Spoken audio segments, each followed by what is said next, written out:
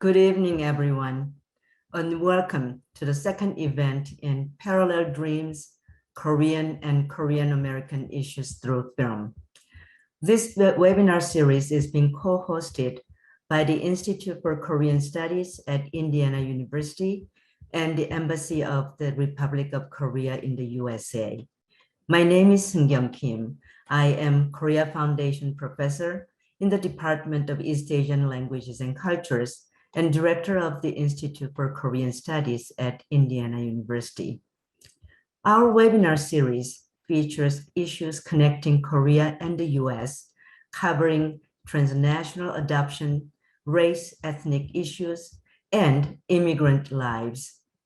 Today's webinar focuses on racial ethnic tensions in the US, and especially the 1992 LA riots. The riots that broke out in Los Angeles nearly 30 years ago, after the verdict was announced in the police beating of Rodney King, placed LA's Korean community at the center of American racial conflict. The Black Lives Matter movement and the recent spike in hate crimes remind us that racial conflicts continue to be a pervasive aspect of American life. We'll begin this evening's webinar by screening clips from the 1993 documentary Saigu from Korean women's perspectives and the entirety of 2012's short documentary, The 1992 LA Riots, Reflections on Our Future. After the screenings, we will hold a moderated conversation featuring Carol Kwang Park, writer and producer of the 2012 documentary, and Yale sociology professor, Dr. Grace Kao. The discussion will be moderated by Dr. Susan Huang from Indiana University. Let me briefly introduce the panelists and the moderator.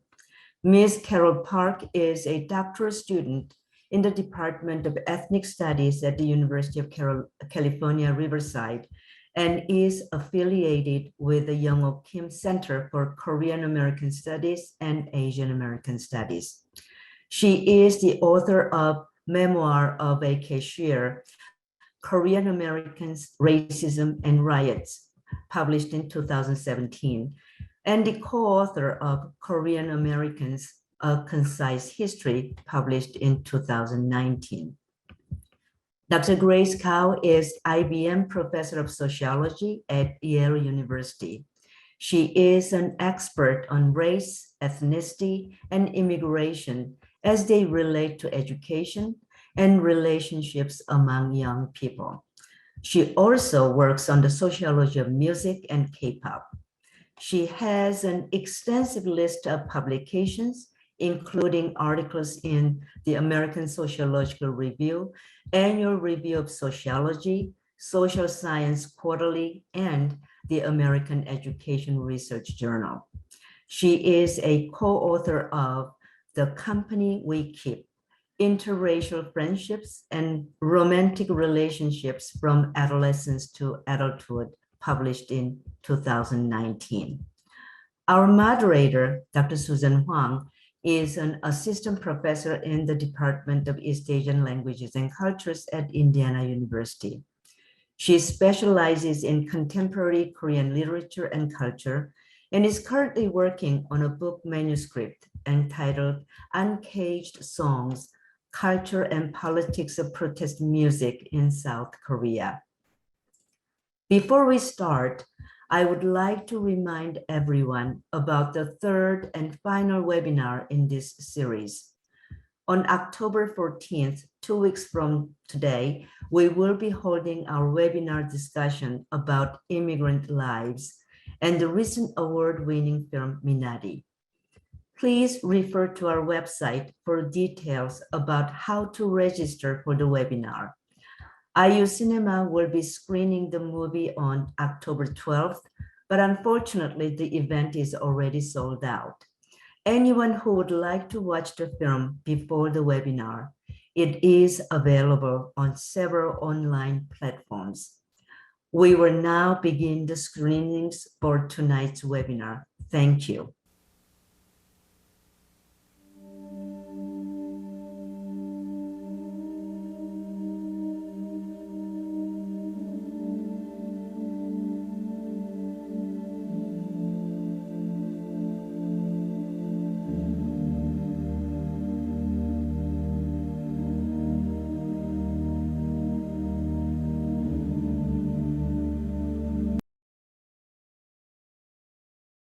The three main media images of Koreans before, during, and immediately after the quote riots were one of a Korean shopkeeper shooting a black teenager in the back of the head from a store videotape, and that was the second most shown video during the week following April 29th, 1992 on LA commercial news, usually shown together with the beating of Rodney King. And two, screaming, begging, crying, yelling, inarticulate, not speaking but just hysterical, mostly female shop owners who are begging people not to destroy their stores or who are lamenting over their stores having been destroyed.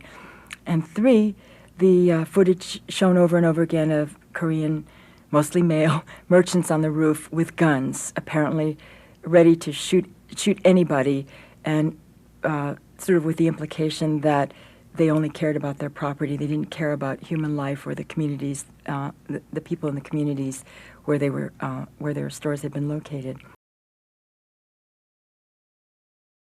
We started the liquor business because in 1980, our family immigrated here, about 15 people.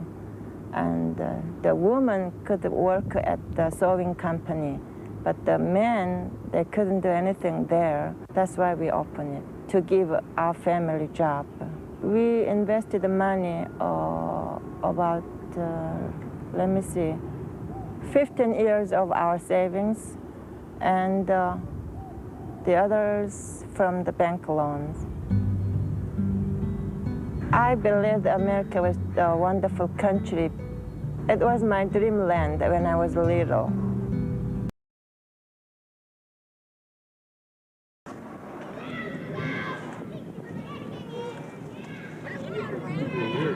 According to what they tell me, Mrs. Han, we are not talking about you. In general, we feel sorry, but we couldn't help it because many Koreans don't try to understand black people, and they don't try to, they don't speak good English. That, you know, as business people, you should be able to communicate with the customers. Customers are kings. You make money through us, but you treat the black people very rude, and you looked us very down. You did not treat us as a human being. And some customers tells me that Korean people are brainwashed by white people, and you are educated by white people while you were in Korea already. Irritating. To me, it is very unfair that African American people attacked mainly Korean at this time. What I understood, they have accumulated all their problems and the frustrations against the white people. And now they expressed their angers to Koreans.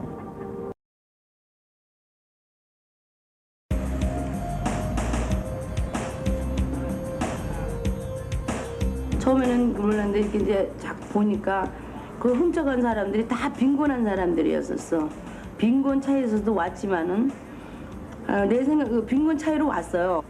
이 빈곤 차이 때문에 이런 게 생겼다고는 하지 그렇게 생각하고 싶어요. 나는 그렇게 생각하고 싶었는데 자꾸만 시간이 흐를수록에 경찰이 그거를 제재할 수 있었어요.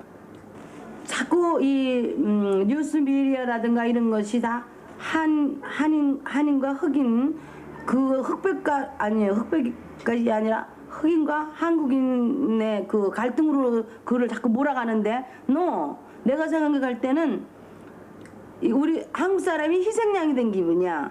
응? I think we was sacrificial lamb. All night we was thinking, where is the police? Where is police? Where is police? 순경들 말이죠. 그 흑인들이 그 멕시칸이 막 그냥 해가지고 도망을 가잖아요. 멀쩡하게 보고도 섰어요. 나 그런 나라는 또 처음 봤어요. 순경들이 하나도 도와주지 안 도와줘요. 잡지도 않고 가져가는 거 뻔히 보고 있고 유리창 깨뜨리고 들어가는 것도 뻔히 보고 있더만요. 우리는 그 순경한테 더 화가 났어요. On the 29th, I called the police. And what really upset me was the thing he said. He goes, you know, I just hope you guys have insurance, because you should call insurance, because I can't go over there. That's their job. That's the police job, is to protect the community. And I, as an officer, I'm ready to fight for this country. Tell the truth, the National Guards and reserves, they're not ready. I've been assigned to a reserve unit, they're not ready. Would they deploy a few thousand, but you know, those troops, I didn't see them. I only saw a few of them, maybe a platoon size worth in Koreatown. You know where all the other troops were? They were in Japanese town, they were guarding Beverly Hills.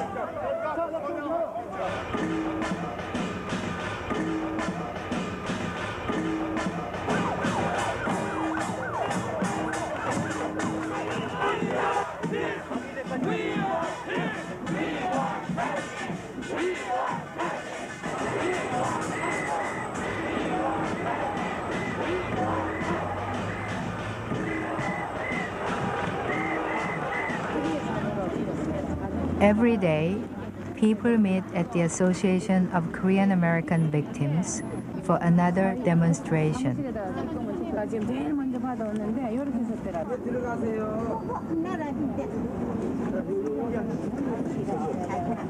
할머니 여기 나오셔서 뭐 하세요? 어디요? 저기. 데모요. 할머니 데모에 쫓아가세요? 네, 꼭 쫓아갔어요. 네, 데모에 쫓아가셔서 무슨 일 하시는지 그 얘기 좀 해보세요. 저것이 피마나 무슨 저식이 모든 것을 좀 모두 해달라고 그런 거겠죠. 네, 그래서 할머니도 가서 막 소리치고 데모하세요? 네. 어떻게 하시는지 좀 해보세요. 이렇게 해보세요. 네, 파레이션 때. 다시 한번 해보세요. 네, 파레이션. reparation. 네.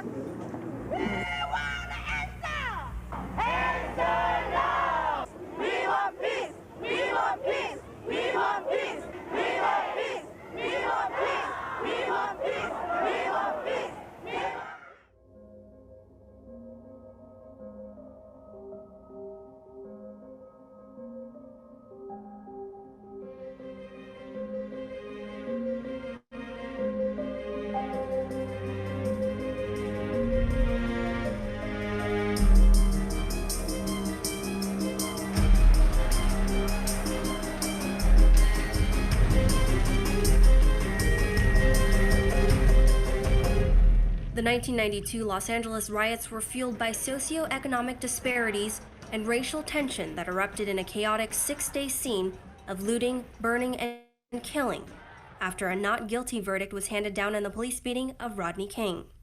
At the corner of Florence and Normandy in South Central Los Angeles Street. They don't represent the people no more.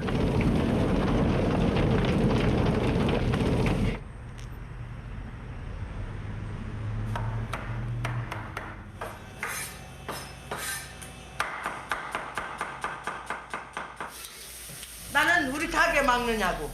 우리 가게만은 우리 가게는 못 부신다 그러니까 선샤인 don't worry about it. I don't want to break it for you please.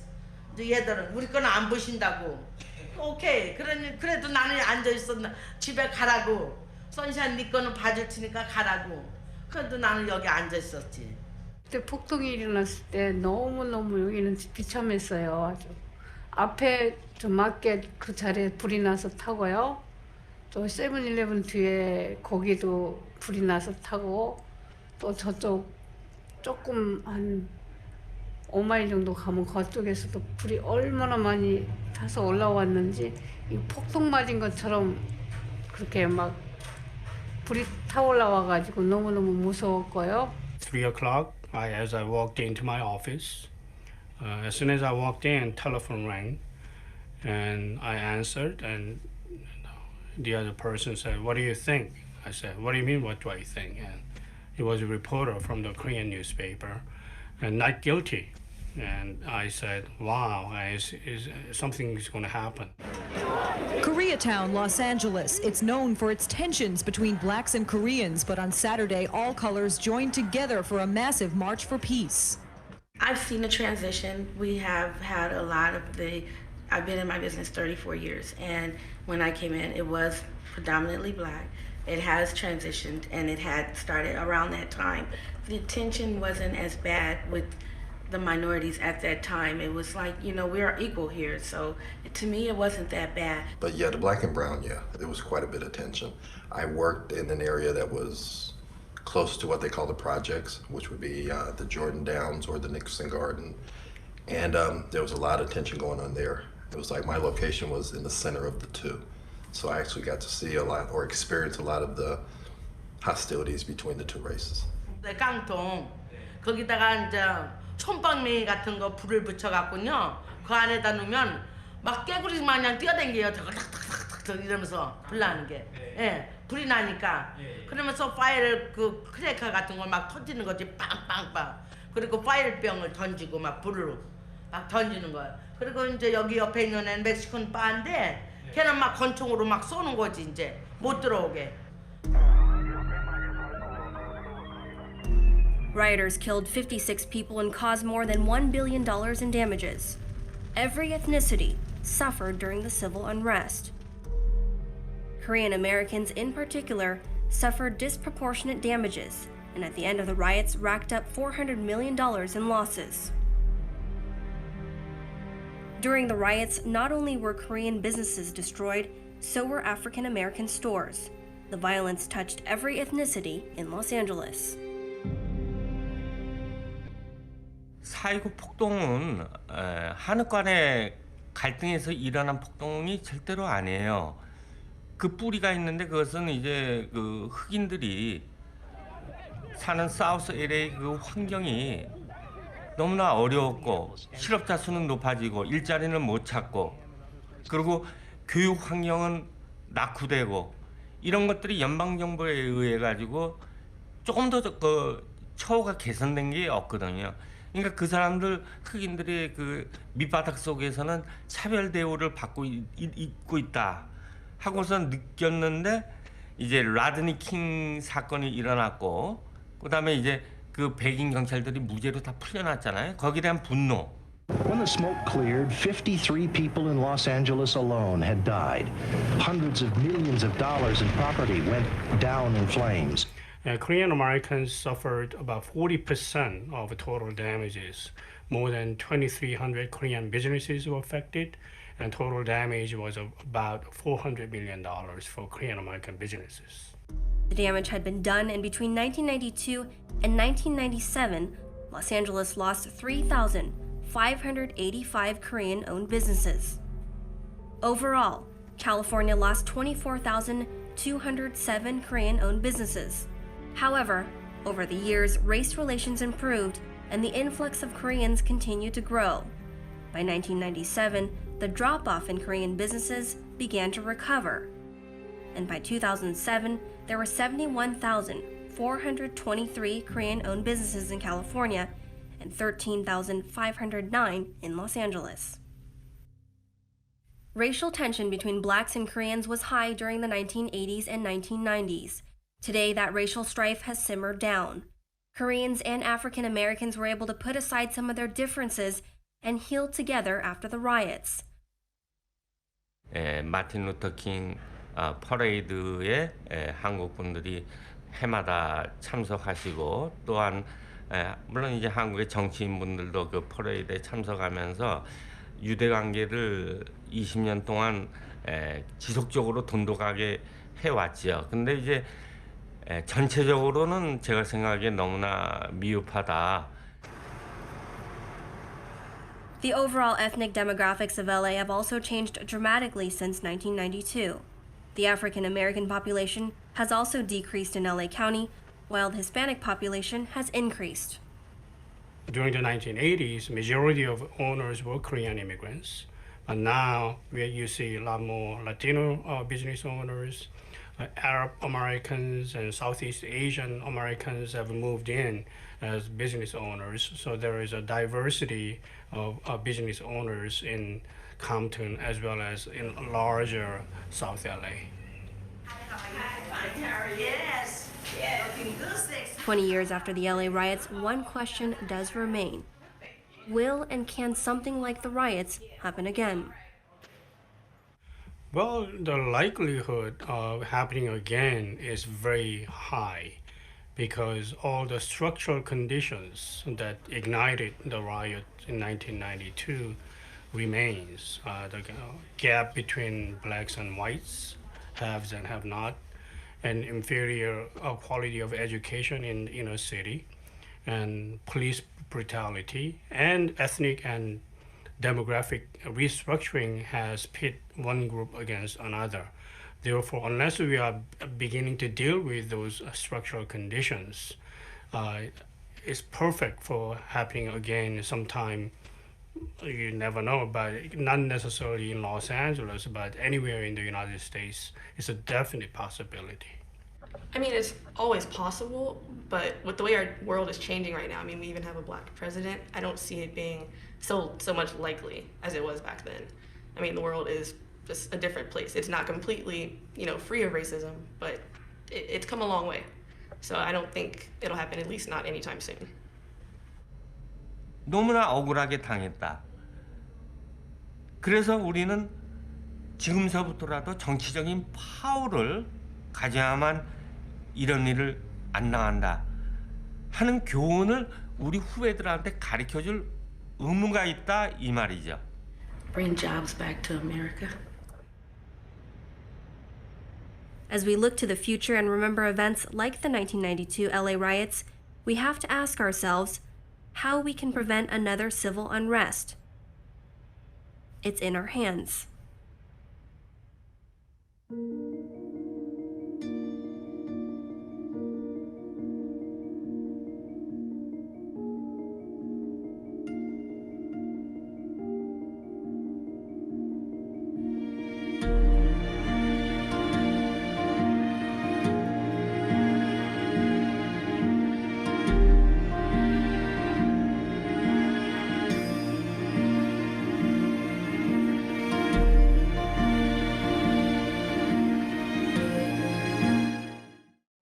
Good evening, everyone. My name is Susan Huang, and I'll be moderating tonight's webinar. Following the discussion with our speakers, Dr. Grace Kao and Carol Park, we will have a short Q&A session with the audience. So at any point during the webinar, please use the Q&A tool to submit your questions for our speakers. And if I may ask Grace and Carol to turn on your videos. Hi. So before we get into the LA riots of 1992 in more detail and the implications that it has for understanding the complexity of racial politics in the US, as well as the impact on Korean American, African American lives, more specifically to the riots, perhaps we might begin by having Grace sort of contextualize the story that we're going to be uncovering today in the broader sort of shared history of Asian American experience. So Grace? Great, thank you so much for having me. This is such an important topic. We are living through a pandemic right now with new challenges to race and ethnicity and racial and ethnic relationships. What I thought I would do is just give a very brief overview about the Asian American population in the US, why it looks the way it does right now. And that hopefully will give us a little bit of context in thinking about what things were like back in the early 90s and also where we are right now. I always like to start by just talking about the relative sizes of the groups in the United States. Currently, white non-Hispanics make up about 60% of the US population, Black non-Hispanics about 12%, Latinx population, almost 20%, and Asian Americans are about 6% of the US population. So often in the media, you hear about, Asian Americans are the fastest growing group and so forth, and that might sound off alarms to some people that, there's so many minorities and people are worried about that, but it's also just an issue of small numbers, right? It's very easy for a small number to increase quickly, but this is where we are right now in terms of relative sizes of groups. And as many of you in the audience probably know, that the Asian American population is an extremely complex population. The largest groups are still the Chinese, and next Indian, Filipinos, Vietnamese, Koreans, and Japanese. So those 6 groups together make up about 85% of the total Asian American population, but there are lots and lots of other groups represented here. So what this means is sometimes people use one ethnic group as a shorthand to think about all Asian Americans, and it can be quite misleading. But keep that in mind, that there are still a few groups that sort of dominate this population. We don't have a lot of time today, but I just want to give you like a very, very brief overview of the population and why it looks the way it does, and hopefully this will shed some light on why there are tensions and why there are socioeconomic disparities between the groups. So the earliest immigration laws that restricted immigration by national origin were against the Chinese. There was actually something just before the Chinese Exclusion Act called the Page Act, but I'll just start with the Chinese Exclusion Act, easy to remember. But this is the first act that limits and actually sort of ends immigration with reference to national origin. This excluded Chinese skilled and unskilled laborers and Chinese employed in mining. And if someone who was of Chinese descent was already in the US, they couldn't return to the US if they left. And of course, Chinese could not become US citizens. So this is in 1882, and this is where we start in this country. Later, we have something called the Gentleman's Agreement, which restricts immigration by people from Japan. And then I'm just going to skip ahead and talk about the Immigration Act of 1917, or the Asiatic Bar Zone Act. And this basically ended immigration for all Asians to the US.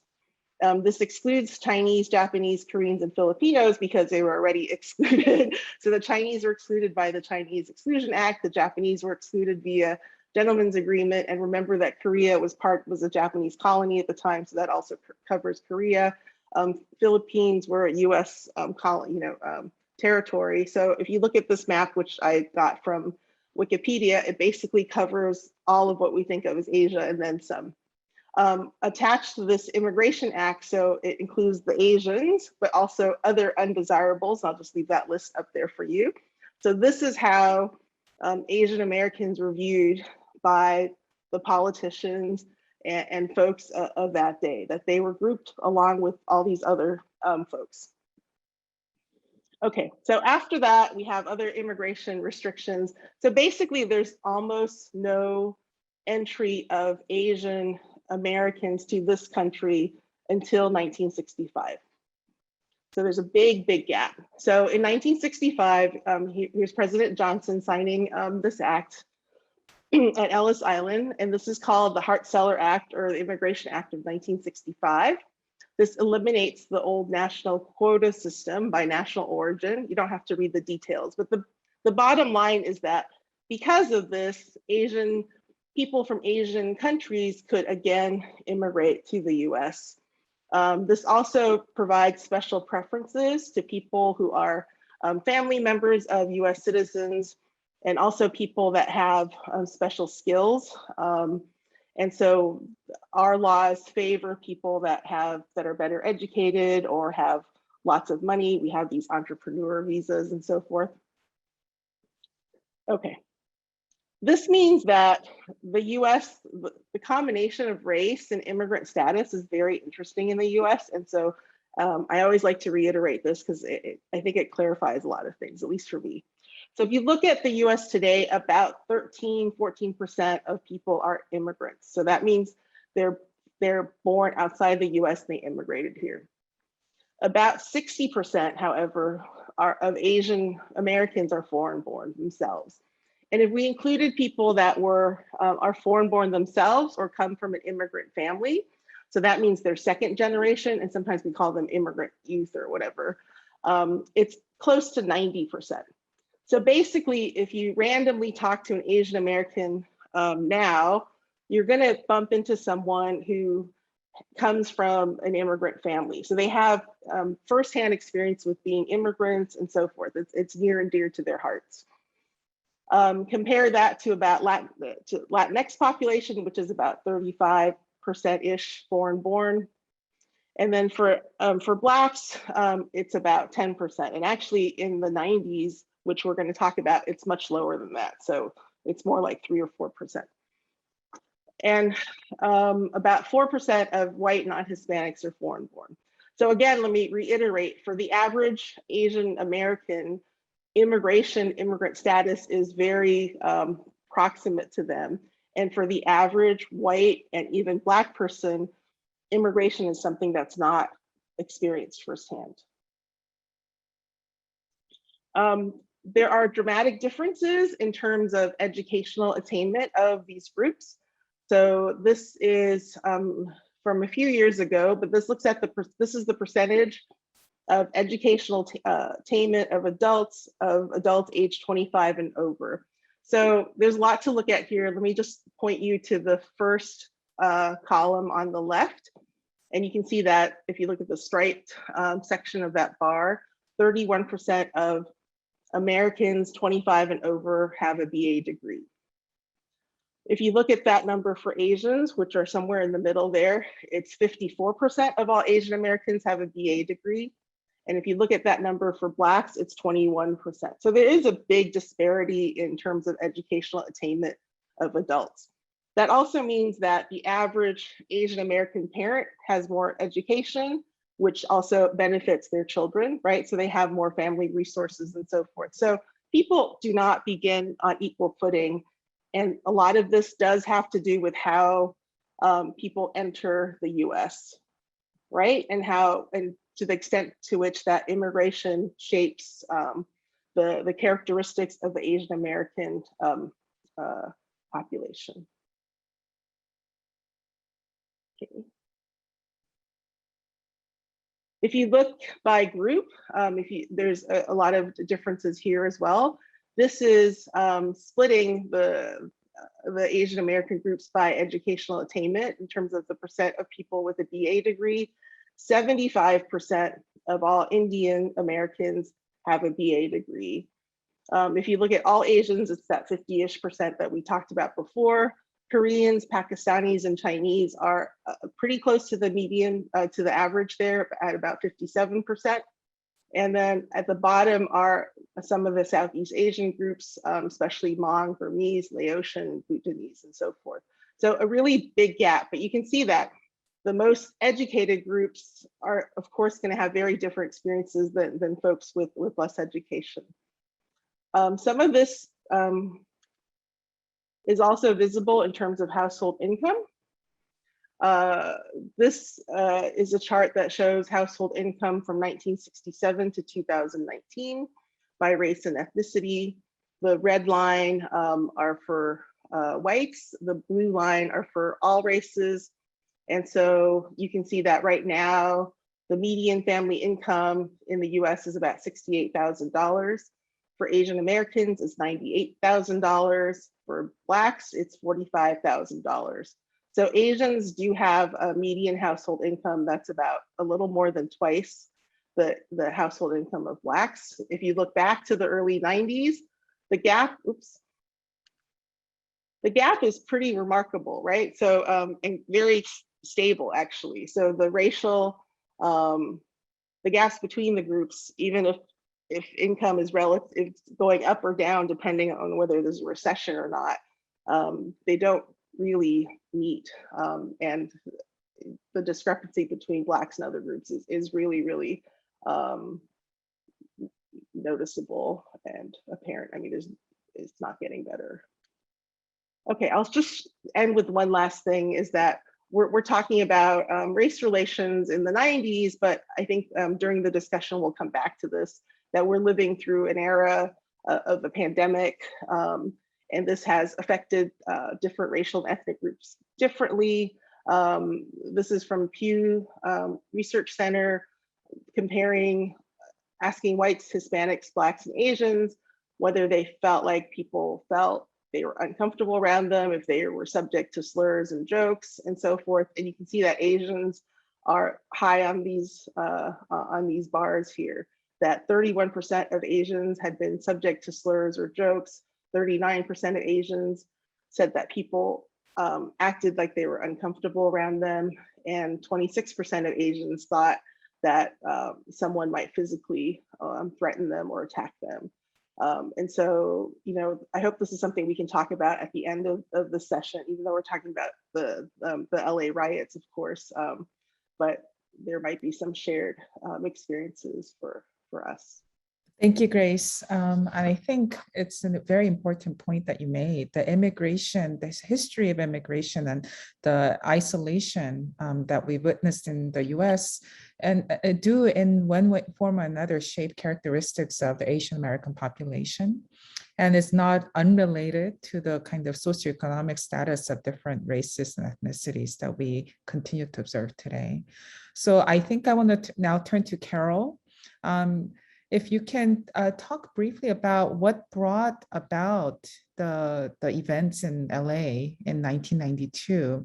Could you give us a sense of the kind of, not just the immediate causes, but sort of the long-standing undercurrents that have been happening, the kind of political and economic underpinnings as well. And how that sort of erupted into these series of riots or resurrections or uprisings. There are several ways that we can define what happened. Right? Thank you so much, Professor Huang, and thank you so much, Professor Cao, for the excellent introduction and history of Asian Americans. Yeah, I'm going to also share a slide here. Hopefully, y'all can see that. Is it visible? Excellent. Okay, so when we're talking about what brought about the LA civil unrest, we're talking about a history of what the media termed the Black Korean conflict. And I know we're going to talk about media later, but in terms of what was happening prior to the LA civil unrest, there was already issues and I guess you could say tensions between the African American and the Korean community. We're talking about like the 1980s. Let me increase this real quick. There we go. In the 1980s, protests and boycotts of Korean-owned stores, including the Red Apple boycott in New York and several in Los Angeles, were occurring. In 1986, the Black Korean Alliance formed in Los Angeles after several Korean merchants were murdered in African-American neighborhoods. And I have a little statistic down here that will show you the increase of Korean-American homicides in Los Angeles during this time because of this conflict. There were anti-Korean pamphlets that were circulating in Los Angeles. Several Korean merchants in South Central LA were attacked in their stores. This was the summer of 1990. And then February 1991, the Korean American murder rate in Los Angeles soared. 8 Korean merchants were killed in 1 month and a total of 18 were shot and killed in 1991 alone. Now, this is from the Korean perspective, right? But what were the larger circumstances, the surrounding circumstances? Professor Cao totally hit on it when she talked about how there are these socioeconomic, right, disparities, right? The lack of investment in the communities, that redlining that was happening, redlining, right, where they didn't invest in certain communities. These different things were happening on a political level, on a social level, right, and in the race relations level. So all these myriad factors were occurring. And again, the Korean community was kind of caught in the middle, right? I'm stealing the title of Kyung-Gap Min's book, right? Caught in the middle as the middleman minority. They were taking the brunt of the frustrations of the community who had long been neglected by government, by politicians, right? By educations, by the institutions that they were supposed to be able to have access to. So when 1991 rolls around, this happens. We get the Rodney King beating, right? Now, this is what sparks the LA civil unrest, but people have to remember that while this may have sparked it, like you are both pointing out, there were a myriad of issues that caused this. And that verdict was just the straw that broke the camel's back. And so Rodney King was pulled over. He was beaten by LAPD officers. It was caught on tape. And again, we'll get more into the media stuff later, because this tape will come into huge play later, because this tape is going to get played over and over by media. And the community is outraged because there's this long-standing issue of police brutality. Remember 1965, the Watts riots, remember this, right? Marquette Frye, right? All that situation. And now we have Rodney King, fast forwarding to 1991.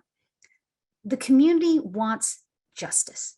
They want to see justice served. So this is what they're hoping for. Just a couple of weeks later, Sun Ja-do, who owns Empire Liquor Market in South Central, shoots and kills Latasha Harlins. She shoots her in the back of the head. They had an argument over a bottle of juice. This happens 2 weeks after the Rodney King beating. Now imagine if you are in Los Angeles and you just had this huge thing happen with Rodney King being beaten. It's caught on video. I mean, this is before cell phones, right? You know, that guy was over there in his little apartment complex using his newly bought, right, little camera there, right, and filming this. And then you get the Sun Ja-do murder of Latasha Harlins. These are the conditions that set the scene for when 1992 rolls around, right? At the same time, we're looking at more conflict between Korean Americans and African Americans.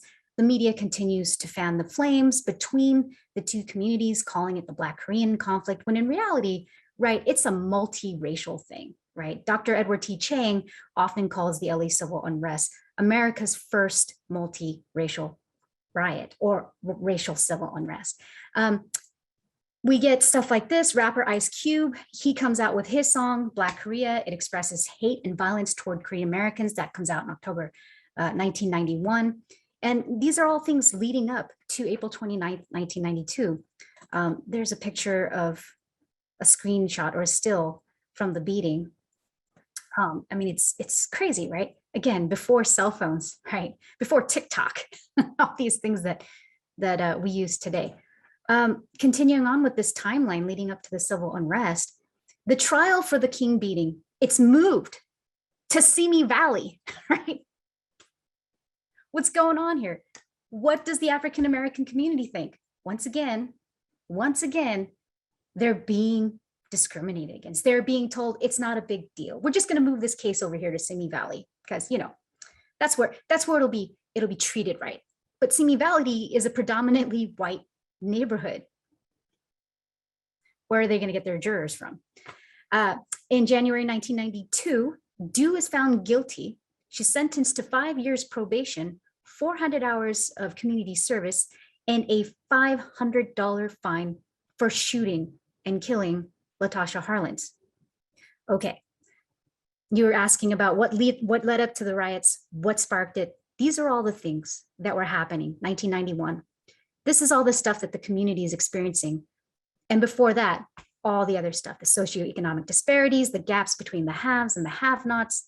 I mean, we could go on and on, but we only have 8 minutes. So this is happening. And so the African-American community is going, what the heck?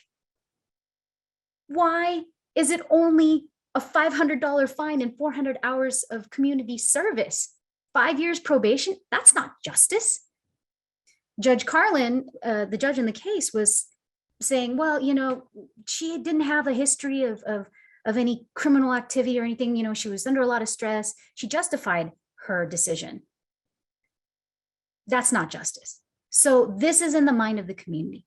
Then in April 1992, the African-American community waits for justice in the King beating case. The trial is set, April 29th. The 4 officers are found not guilty, not guilty, not guilty. And I'm doing this because I remember watching this on the news as they put the not guilty, right, sign up in the window. And oh boy, what happens next? The community has an uprising. And Professor Huang, you're absolutely right. We could call it a riot. We could call it a civil unrest. We could call it an uprising. We could call it whatever, but it was a moment in our history where people wanted to say, this is wrong. And so that's what happened. This is what led up to that. Hopefully that answers that question. Thank you so much. And I think one of the expressions that you used, that media was fanning the flames of, the events in 1992 is very pertinent to our next question about media framing of the events in 1992. So this was also discussed in your documentary, Carol, as well as in Saigu. But could both of you talk briefly about what the media coverage and media representation was like at the time? What was the media's impact on how the riots broke out, unfolded, and were perceived? And I know, Carol brought it up briefly, but I think we might begin with Grace, and especially in regard to the very uncomfortable footage that was released of Rodney King's beating at the time. Yeah, so I'm old and I've been teaching college students for a long time, and it's always shocking to them, and I think to many of you in the audience, a time before smartphones. And, there just wasn't much video surveillance. In 1992, I think most people did not own a handheld video recorder of any kind. They were very expensive. The first time I used one of those was probably in 1994, and we had to borrow it from the school, from the university's library. So people did not have video cameras lying around. So the fact that this person caught this beating, the entire beating, on film, on video is remarkable. Just that alone is remarkable. But the fact that we had it, and all of us who lived through that time remember seeing it over and over and over again. And it's shocking. I think it's shocking every time you see it, but really just the rarity of having a filmed event. I can't really overemphasize that at all, but Carol knows much more about the LA riots in particular. So.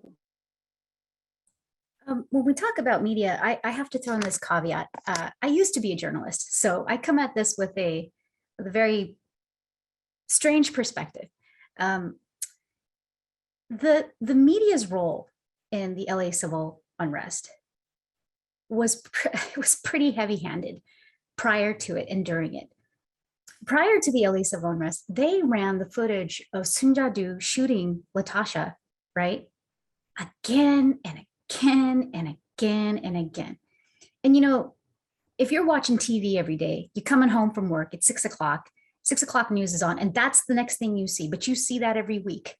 Then couple that with the continued coverage and uncomfortable, as you say, Professor Huang, the uncomfortable footage of Rodney King being beaten by these 4 police officers. The media fanned the flames of unrest by not contextualizing what they were showing us. Instead, as KW Lee says, he says, the first Asian American journalist, and he published the Korea Times English edition, and we'll get into his media coverage in a second. He said that they not only fanned the flames of this unrest, but they were responsible for part of it because they never contextualized it. They would just show this footage and people would get angry.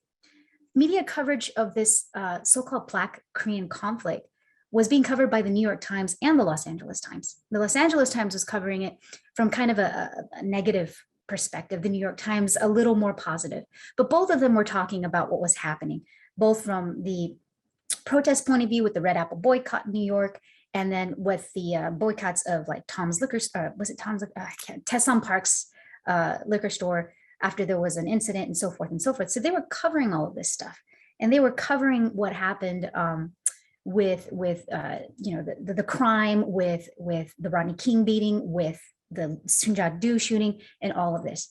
Their role in this was very heavy-handed. They didn't contextualize it. They just presented us with this one-sided perspective. So when we talk about media's role, I have to say it was pretty bad. And is that happening still? perhaps, I mean, if we're going to contextualize this into today's events, what about the COVID-19 pandemic and their coverage of anti-Asian hate, right? How much are we seeing of that when that has skyrocketed? In Orange County alone, it's over 1,000% an increase in anti-Asian hate. And yet, where do we see the coverage of that? So does media have a role? Absolutely. Thank you. Part of the reason why I think that civil unrest in 1992 was so meaningful for studying not only about Korean immigrant lives, but perhaps about immigrant lives in general in the US in particular, was the kind of ways in which the so-called American dream came to be exposed for, the kinds of hidden subtext behind that dream, the ideologies at work, the forces at work there. And here I would just like to bring up a little bit about my own initiation into America. So when this riot broke out on April 29th, 1992, obviously the first full day of the riot, the unrest was April 30th. And that was actually the day that my family and I immigrated. We flew into the Los Angeles airport on that particular day around noon. And I remember somewhere hovering over the Pacific, the flight attendant in a very scared voice told us that we may not be able to land in LA after all because of the unrest and because of the danger lurking in the area. But we ended up doing so anyway. I remember the roads that we had to take in order to get home from LA airport through the central part of Los Angeles. Many of the roads were actually blockaded, and and there was this intense smell of things burning, and the sky was completely blackened with, it was completely thick with smoke, and certainly not the kind of Los Angeles that I had heard about or read about as a kid in Korea. And that for me was my initiation into life in America, where this kind of the brutal scene where I felt like the American dream was kind of completely evaporated. And for years to follow after that, I remember going to every Korean American social gathering in the area. And the riots turned out to be a series of traumatic events that actually started to serve as a kind of a weird, the start of a certain consciousness about Korean America, or like the collective Korean America. And so, my question here then would be, for not just Korean American community, but perhaps Asian Americans and, immigrants living in the US, how was the civil unrest an exposure of the kind of underpinnings at work in the so-called American dream? Because there is a lot of aspirations immigrants embrace when they travel to the States for a new life. Maybe we can start with Carol there. I think before we get into the problematic American dream terminology, I just want to say too that the LA civil unrest was, and you were hitting on it, Professor Huang, it was the birth of the Korean American identity. Some say the rebirth, but it was the birth of the Korean American identity, because after that, you started to see our community get far more involved politically, right? And giving back and coalition building and whatnot. I just wanted to make that comment because you were kind of hitting on it there, and it's absolutely what happened. It gave me my identity, right? Second generation, born here, raised here, right? And all that. It's my heritage, it's our history, because it's different than Korean history, so to speak, but it's still somehow connected, but it's still Korean American history. That being said, this American dream, let's dissect it. Let's talk about it.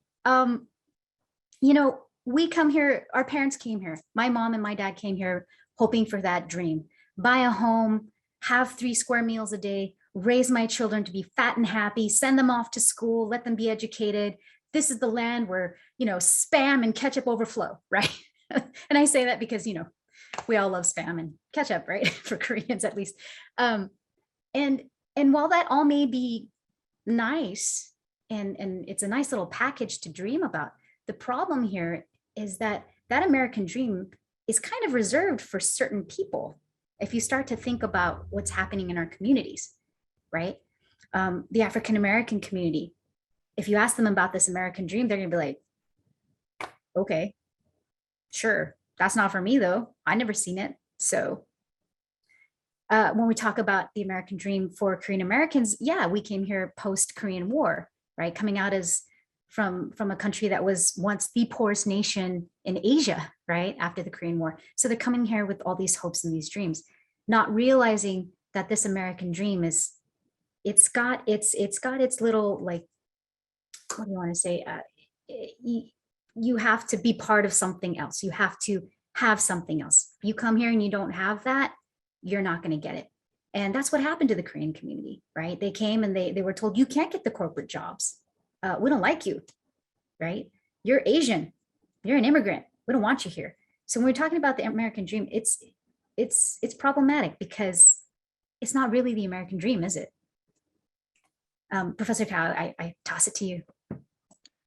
Thanks. So yeah, I completely agree. I think, you know, immigrants are selected on the fact that they believe, they're more likely to believe that there's opportunities here. That's why they move.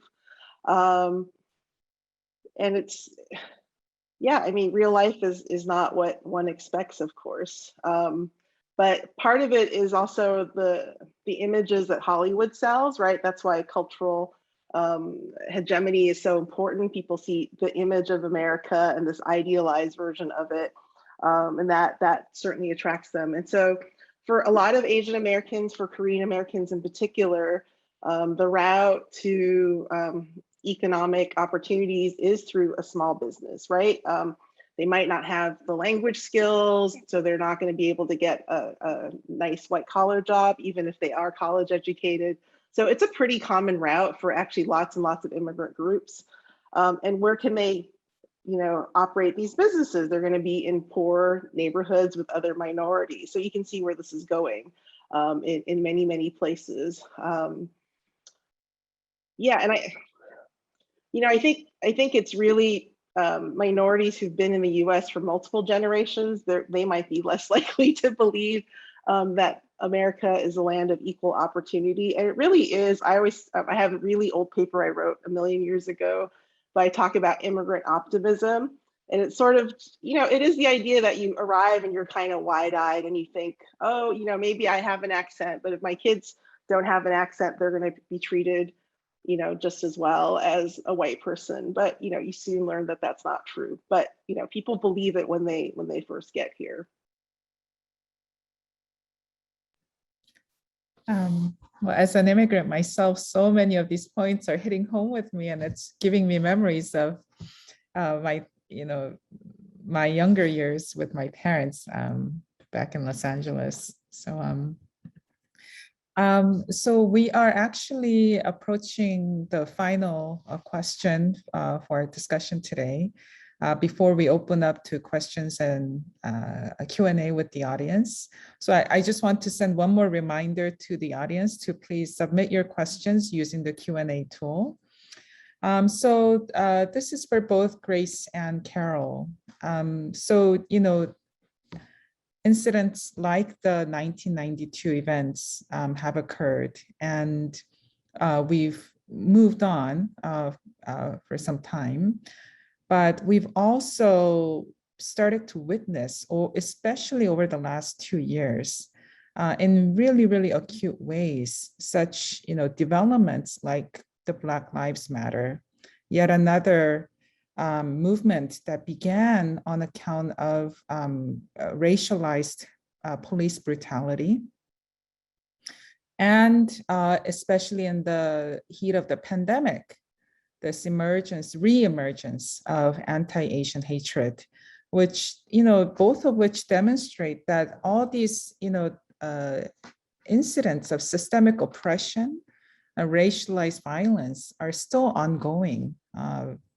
in the US. And, you know, all of these, I mean, yes, it did happen in the last 2 years, but they very much predated the pandemic. And to a large extent, you know, from the discussion today shows us it actually predated 1992, 1965, goes back into the 1800s.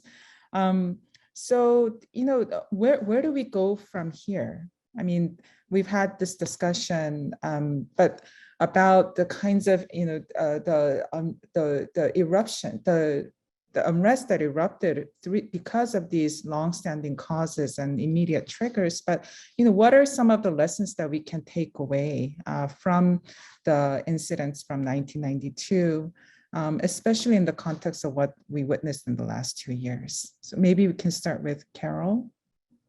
I'm sorry, Grace, I meant. So thank you. Yeah, COVID, of course, is on everyone's mind right now. I guess these days I'm thinking a lot about K-pop and BTS, and I will say something about that because I actually think that's super important in terms of bringing attention to these things. So I remember in the last film clip that we saw in your film, an African-American woman said, oh, you know, just bring jobs back to America. But the implication is, oh, it's because jobs went to China and to Asia and they have our jobs.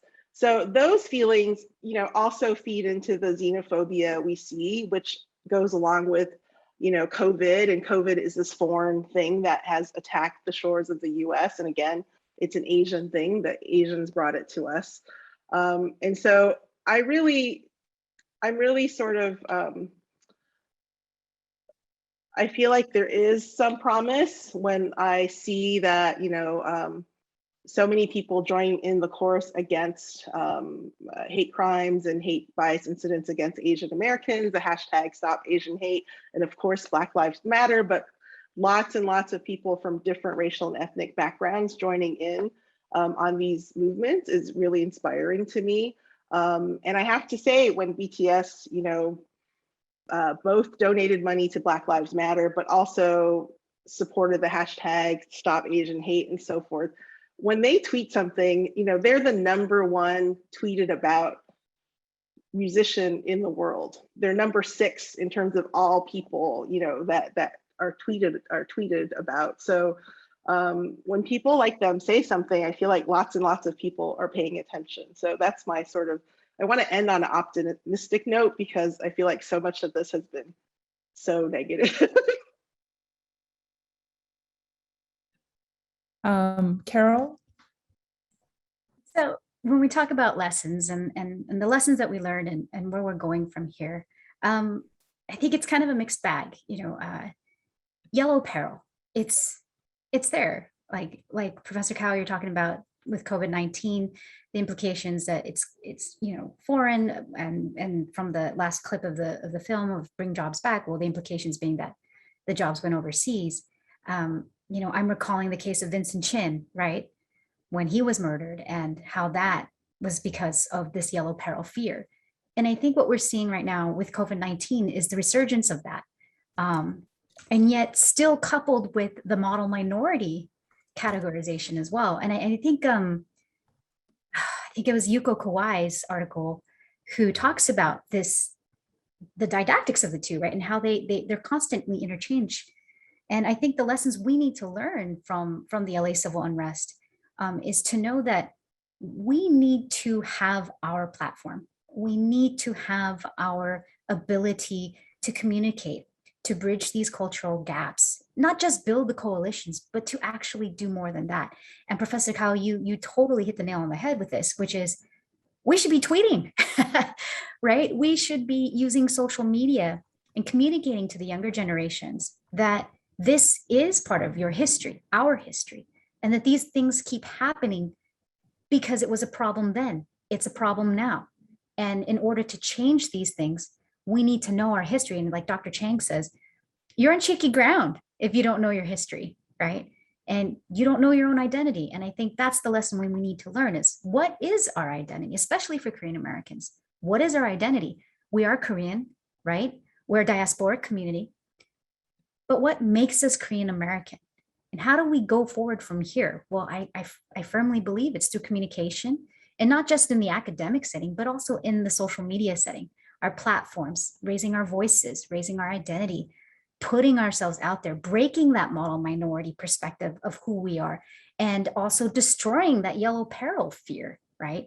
And how do we do that? Like Professor Kao says, the representation of who we are in media needs to change as well. Because what do we see when we see media and all the crazy rich Asian type movies, right? It's another stereotype, another model minority categorization. So I think our lessons are something that we need to continue to try to grasp and continue to learn from the LA civil unrest and all the unrests that have come after that and even before that.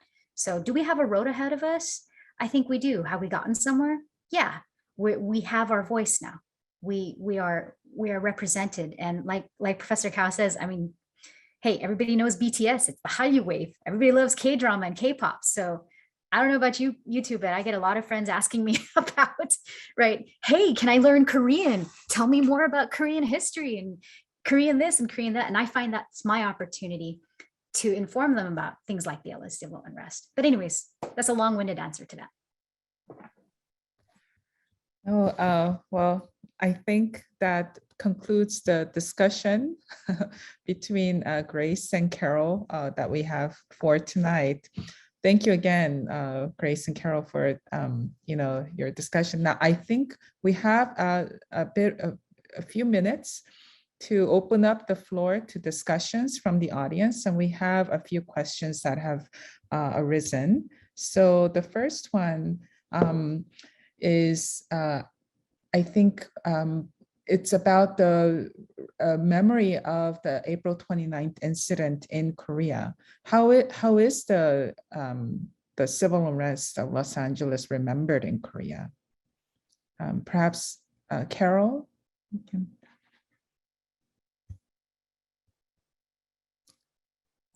There we go. So a couple of years ago, or maybe even more now, I don't know what year it is anymore, pandemic time. I went to Korea to talk about the LA civil unrest, and it's being recognized. I don't know of any offhand, any actual like events that commemorate it, but Koreans are aware, South Koreans are aware of what happened. And it is part of, I guess you could say, some of the lexicon of what they talk about or study when they talk about diasporic Korean communities. It's a watershed moment for Korean Americans. So there is knowledge of it, but I don't know if there's a particular event or day that commemorates it. Not yet, at least.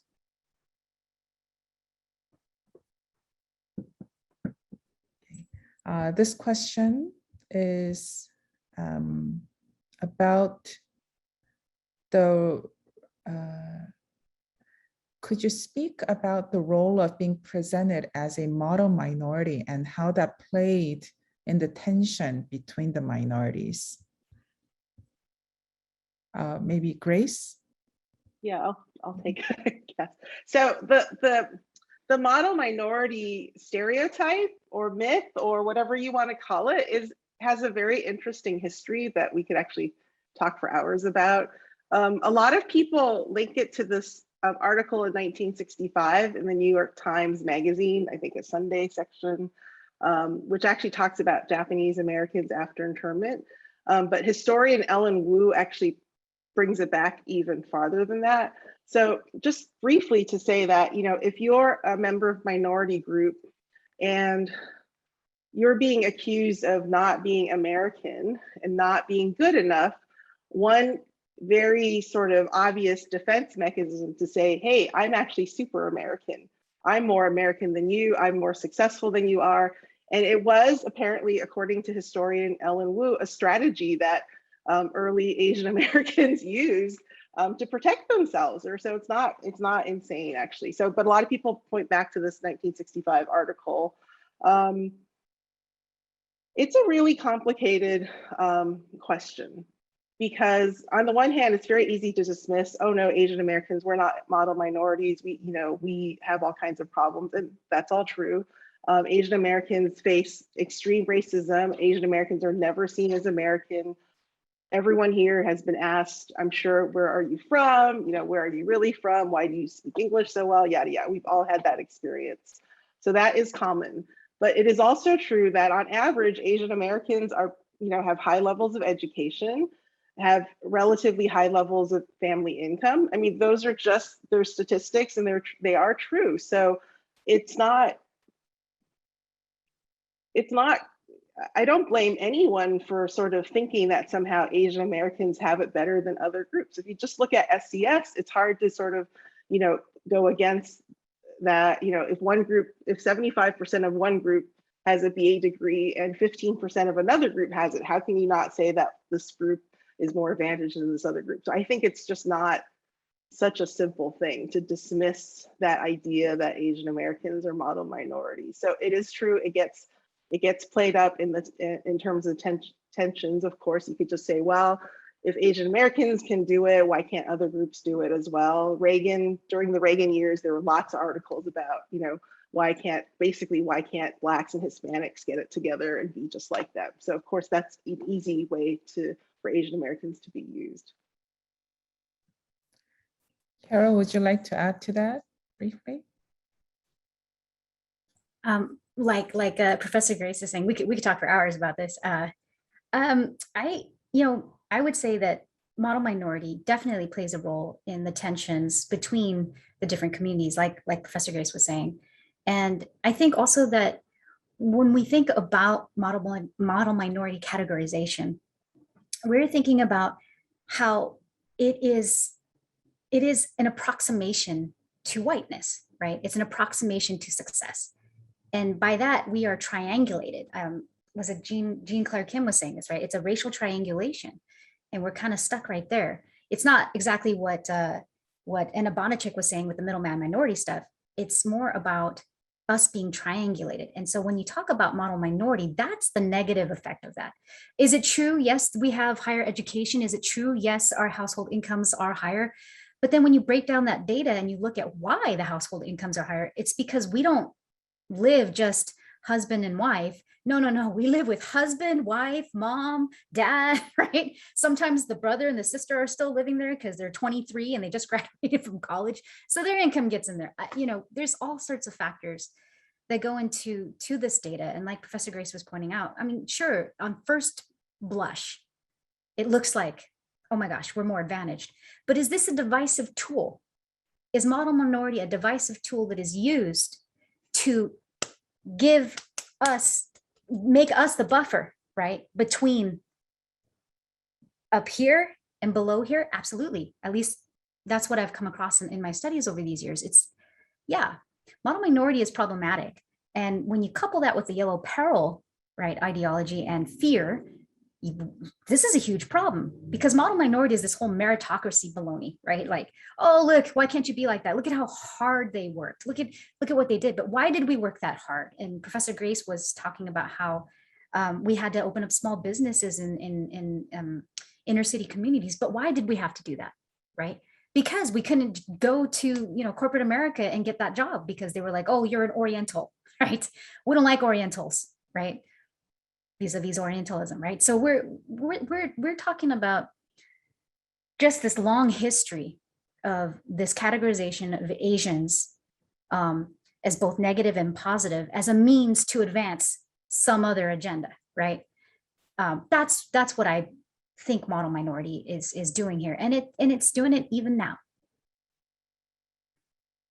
Yeah. So the next question goes, regarding the media framing of the civil unrest lacking contextualization and the media's role in the consequences of the LA riots, could you please add some more explanation about why the American media has framed the riot that way? Also, I wonder if there is still the same media framing in covering the recent anti-Asian hate crimes and discrimination.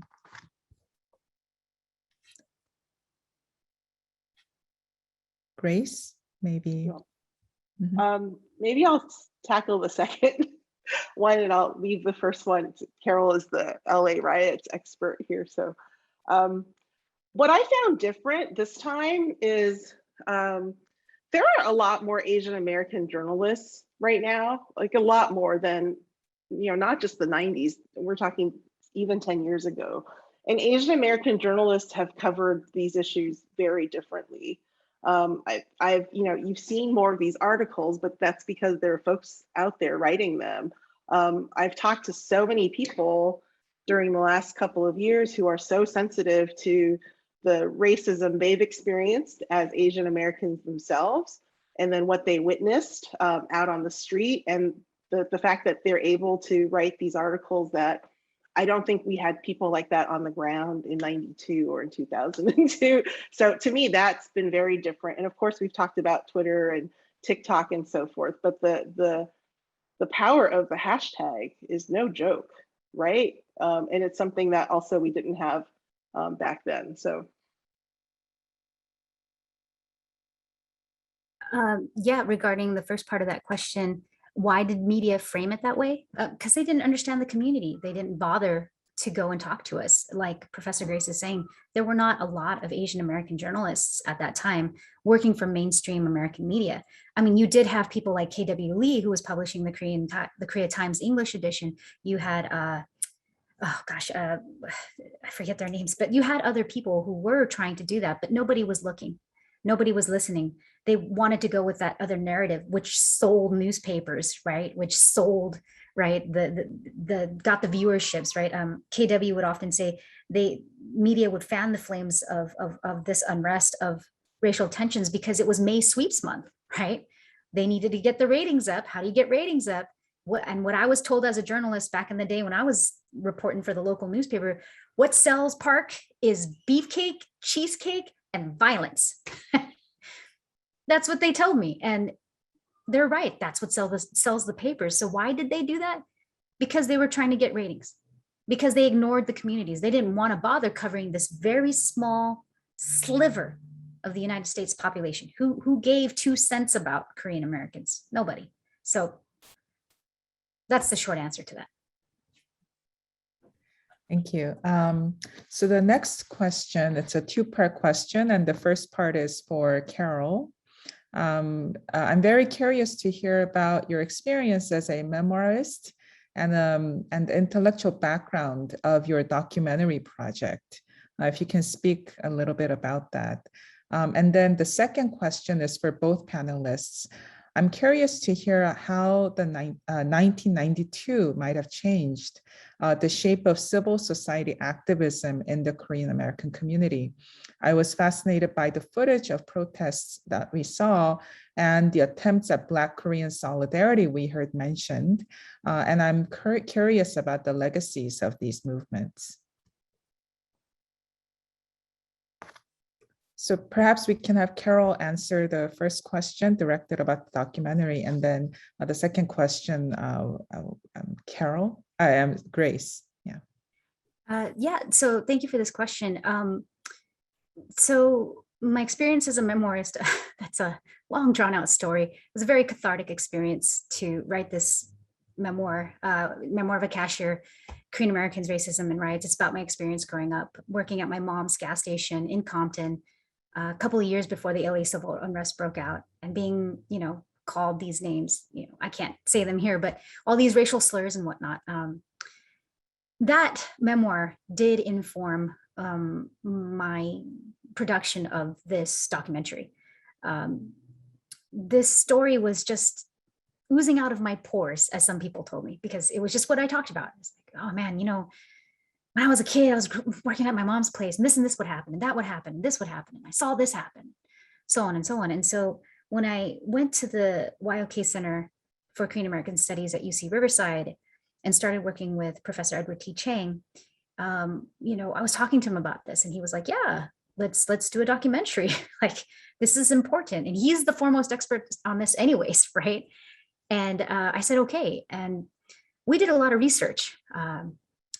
We really pulled out a lot of footage. We looked at what happened, and I'd already been doing this research anyways for my memoir.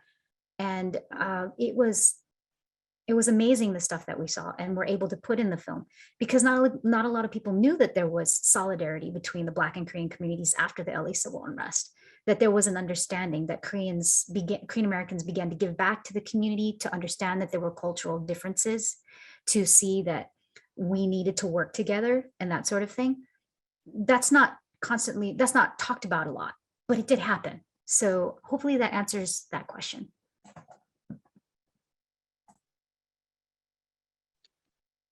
So I have no expertise on this issue at all, but I want to say one thing is that I think there's a stereotype of Asian Americans as being quiet and, you don't want to make trouble, you don't want to make noise and so forth.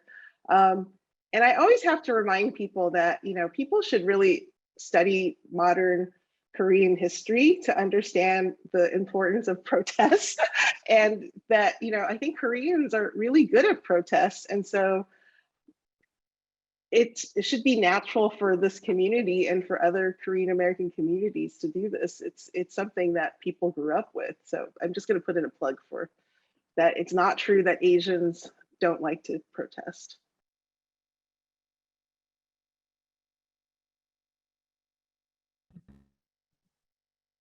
So there was a comment raised in the Q&A box, but about how struck she was by the incredibly different experiences of Korean or Korean Americans who grew up in places like LA, where they are a more significant part of the population versus a place like Indiana, where the Asian population, not Korean, but Asian population in total is around 1%.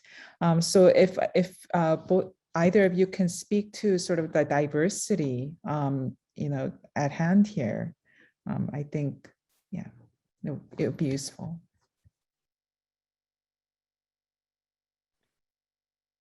Yeah, I think that's why I always, when I teach my classes, I always go over the racial and ethnic composition in the US, because I actually usually I have my students guess what it is in the US, and the numbers, are kind of crazy, and they're affected by where they come from, of course, right? So if you grew up in LA or New York or San Francisco, you have a sense that there are lots and lots of Asian Americans. If you grew up in Indiana or Iowa or even Connecticut, there's not so many, and so forth. So, the US is a big place with lots of different micro contexts of race and ethnic relations. I think that's really important to keep in mind. This is also why I think sometimes I'm originally from San Francisco, but I've lived away from California for a very, very long time. And, in most other places outside of California, Asian Americans are lumped together. People are not that interested in whether you're, Japanese American or if you're Filipino. It's just, they don't actually care that much because there's only 3 of you anyway. So I think it's important to keep that in mind, that LA is a very specific context, as is New York and San Francisco, but there are many places. And the growth in the Asian American population outside of, these concentrations, that's what's growing. And I think that's become a more common experience of the typical Asian American in the US. So it's a very important point. I want to just throw in like a personal observation with the diversity thing. I've grown up and I was born in Southern California, raised in Southern California, grew up in a neighborhood where it was predominantly Asian Korean. And yet, with all the diversity that we have here in SoCal and this beautiful bubble, and in California in general, this beautiful bubble of Asian, African-American, Latinx, you name it, all over the world. And yet we still have racism. I still get, when I go to some weird little town, and I won't name a town because I don't want to single any city out, but when I go to a city where maybe my face isn't as predominant on the street, even though I'm in a diverse state, I will experience, right, a look, right, or a, hey, where are you from? And I'm like, yeah, I'm from Riverside. Yeah. And they're like, no, like, well, like, where are you really from? And I'm like, are you asking about my ethnic heritage? Because if that's the case, then my face tells you I'm Asian, right? I'm Korean. But the fact that we still experience that makes me question what the experiences of those who live in states where it is not diverse is like. And I'm curious to know their stories, because I'm sure it's 100 times worse than me getting the random, where are you from, when I go to a little town, right? Because it's a vastly different experience. We may be living in the same country, but our lived experiences are different from place to place. And I'm just throwing my personal observation into that. It is shocking. Okay, so on that note, we have a couple more questions remaining, but we are out of time. So thank you again very much to Dr. Grace Kao and Carol Park for joining us tonight for such thought-provoking discussion. So I also want to thank all of those in the audience today for attending the webinar and for raising important questions and comments.